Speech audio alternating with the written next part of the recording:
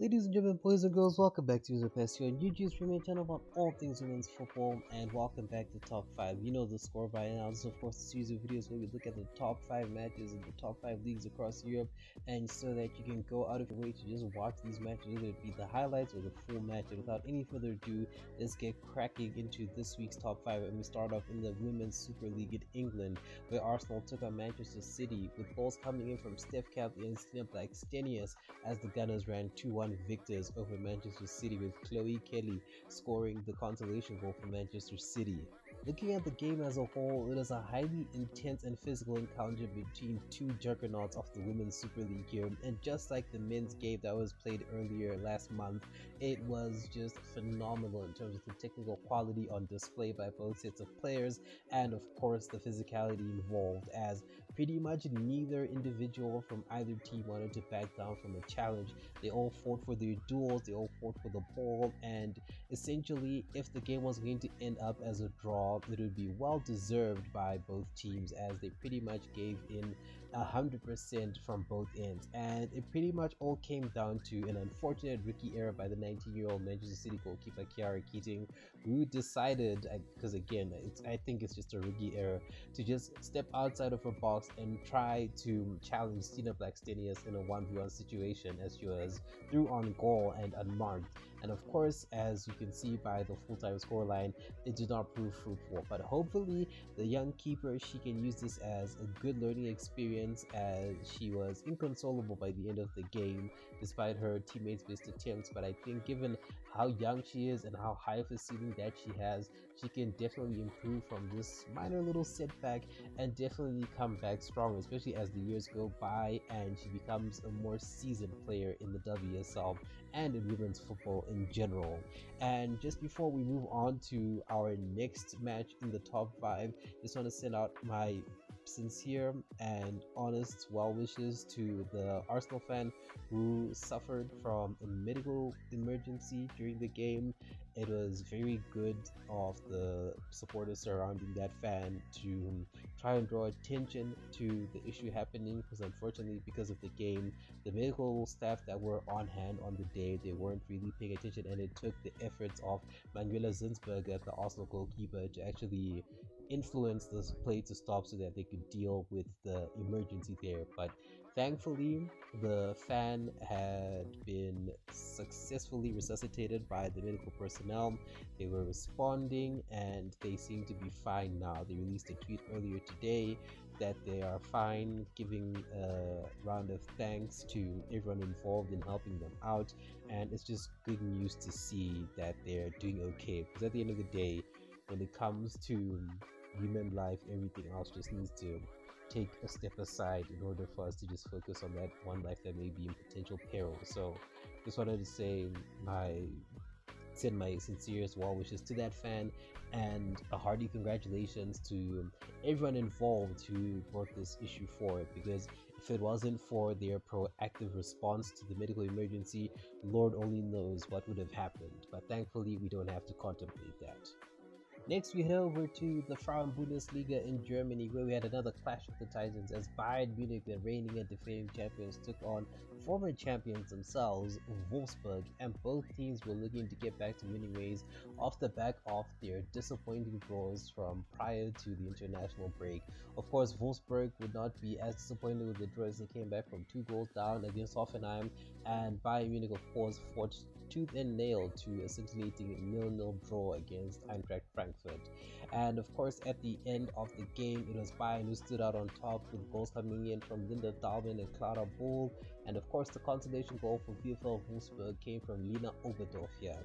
And I just want to highlight on the great crowd turnout here. It was really good to hear the 12th man, because it added to the spectacle of yet another highly intensely physical encounter between these two teams, particularly from Wolfsburg. I don't know what overtook the Wolfsburg players, but they just essentially came out wanting to just beat up the Bayern players, and they did a very good job of it. If anything, we should just call them Atletico Wolfsburg from this point forward, because that's just how crazy the intensity was. And I think it's a little bit because of that physical intensity that ended up costing them the match here, as the goals that came from Linda Darwin particularly, it was just a matter of one of the Bayern players just drawing out the entirety of the defensive line towards them and pretty much leaving Darwin alone, and she scored from pretty much an open goal.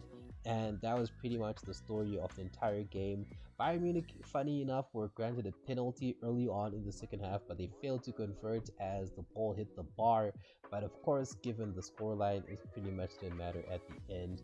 But a quick little shout out to Lena Oberdorf, who pretty much scored the consolation goal for Wolfsburg. Yeah, it was a worldie of a shot, and it was quite early in the game, or in the second half at least, for Wolfsburg to at least try and mount yet another miraculous comeback against some top opposition. But unfortunately, due to the misfiring of the likes of Alexander Pop, it was not meant to be. And for Wolfsburg, it continues their rocky start to their season, but hopefully they can pick up the pace a little bit to ensure themselves a very good, if not decent, finish to the season, as it's still quite young in the Bundesliga and they can definitely make up for lost ground. But obviously, you need to caveat it with the hope that the likes of Bayern and Hoffenheim start to slip up here and there so that Wolfsburg can cover more ground than they currently are at the moment. The clash of the titans do not stop in this video, as next we head over to Italy, where the current reigning and defending champions AS Roma took on the former champions Juventus here. Juventus were the team at home, and when I say that Roma are going to be champions again, it's not hyperbole, it's not a superlative or anything you want to say it is. It's just a simple matter of fact, because in this game, Roma decimated, annihilated, and completely steamrolled Juventus for all they were worth. If anything, looking at these two teams at the moment, especially in this match, you would think that Juventus were a recently promoted side, because that is just the level and the extent that Roma made their opponents look so weak against them. Because Roma ran out 3-1 winners with goals coming from Gugliano, Harvey, and Via for Roma, and the consolation goal for Juventus came from Grosso. But looking at the game, it was intense and physical, but it was completely one-sided. Roma came in from all corners of the pitch. They swarmed Juventus, and Juventus pretty much had no way to assert any kind of dominance or control in this game. Anytime that there was a loose ball or an opportunity to pounce, Roma would do exactly that, and they would punish Juventus time and time again. If it wasn't for a little bit of wayward finishing or some very good goalkeeping displays from the likes of Perron Maignan and some good stoppages by her defensive backline, this would have been a massacre in terms of a scoreline. You could easily be looking at something crazy, insane, like it's on EAFC 24.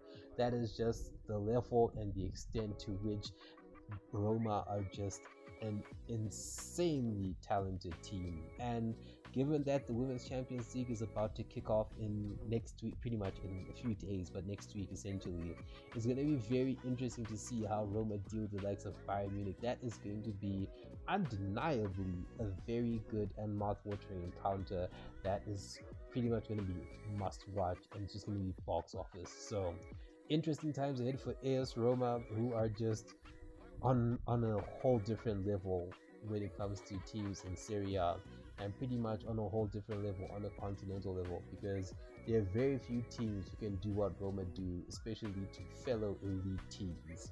In our penultimate match, we had the Parisian underdogs of Paris FC facing the overlords of Olympique Lyonnais here. And this is pretty much touted as another Clash of the Titans encounter based on the lineage and dynasty that is Olympique Lyonnais, and the current underdog story that is Paris FC, based on the giant killings that they have dealt to the likes of Arsenal and Wolfsburg in the Women's Champions League qualification rounds, and just generally how they've been performing in the D1 Arkema in France. But at the end of the day, when it comes to dynasties and underdogs, 9 times out of 10 the dynasty is going to win, and it's the same here. Unfortunately, there are some multiverses where David does not slay Goliath, and this happened to be one of those situations, as Olympique Lyonnais ran out 6-1 winners against Paris FC. The consolation goal for Paris FC came from Dufour, who were of course the home team here, and for Olympique Lyonnais, it was a pair of braces from Eugenie Le Sommer and Ada Hegerberg. and those two braces were topped off by goals from Dabbits and Kadidia to Diani, who pretty much ran riot against Paris FC from pretty much the word go. One particular highlight of the goal scored by Olympique Lyonnais was the FIFA street trickery brought out of nowhere by Eugenie Le Sommer, completely disrespecting her opposition defense. It was just filthy. That is a goal that you need to watch for yourselves for you to truly understand the levels of disrespect that Eugenie Le Sommer showed against the defensive backline here, because that was just some dangerous tickets from her.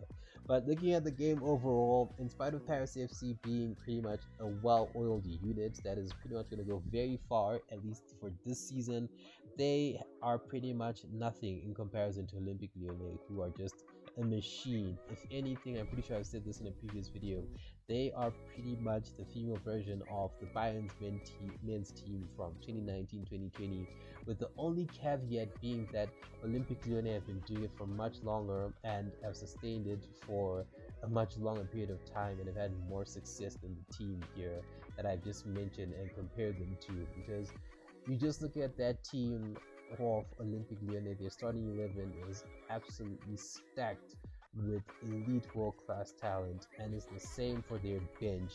You can afford to remove the likes of Le Sommer and co, and that Olympique Lyonnais team will still purr like it's a brand new engine. That is the levels that the rest of the French teams, the Dion Arkema, are dealing with. And again, I said this before in the previous video, but it's going to be very interesting to see how far Olympique Lyonnais can make it in the Champions League this time round. Will they be finally able to reclaim their trophy that they used to stroll to every season pretty much, or will it just prove to be a little bit too much for them when they go up against the likes of Barcelona and Roma and Bayern Munich when the initial and eventual time does come around for these teams to face off against each other? But interesting times coming up ahead, and it's just entertainment all around for fans of women's football. In our previous entry, we talked about how in some multiverses there are situations where David is not Slay Goliath, but luckily enough, this is going to be one of those situations where it actually does happen, as our final top 5 match in Liga F in Spain saw Granadilla Tenerife somehow, someway pulling off an impossible miracle and running out 2-1 victors over Atletico Madrid. The goals came from Monday, no, not the day, but that's the actual player's surname, who scored a quick fire brace in just 2 minutes and completely overwhelmed the Atletico backline. And the final goal coming from Moral Ruiz in the second half, who just decided to just make it a consolation goal when all things were said and done after some very good link-up play with Ajibade to pretty much just net into an empty goal. And looking at the game overall, it was very interesting to look at it, especially in the second half. In the first half, it was pretty much expectant to see Atletico Madrid dominating possession and the chances taken, etc., with Tenerife just barely getting a sniff at either of those two metrics. But again, in the second half, that's where everything pretty much turned up, especially after the quickfire brace by Monday. From that point on, Tenerife were the team that were deciding to put Atletico on the back foot, and it was a well-deserved 3 points by Tenerife, who were the better team in this match. And for Atletico Madrid, just a situation of just going back to the drawing board and seeing where they went wrong in this match and trying to prevent those situations from arising ever again, and to essentially allow themselves to get back to more consistent form when it comes to getting points on the board for themselves. And those are the top 5 matches of the week that you should go out of your way to watch. Of course, you can watch the highlights or the full match, but as always, I will implore you to watch the full match, especially if you have the time for it, particularly the match between AS Roma and Juventus, just so you can get a taste of what I mean when I say that AS Roma are literally the best team in Italy, and so that you can just realize and witness firsthand the sheer level of dominance that they have asserted over the entire division and pretty much the nation as a whole. But other than that, thank you very much for watching. Please make sure to like, share, and subscribe, and I will see you in the next video.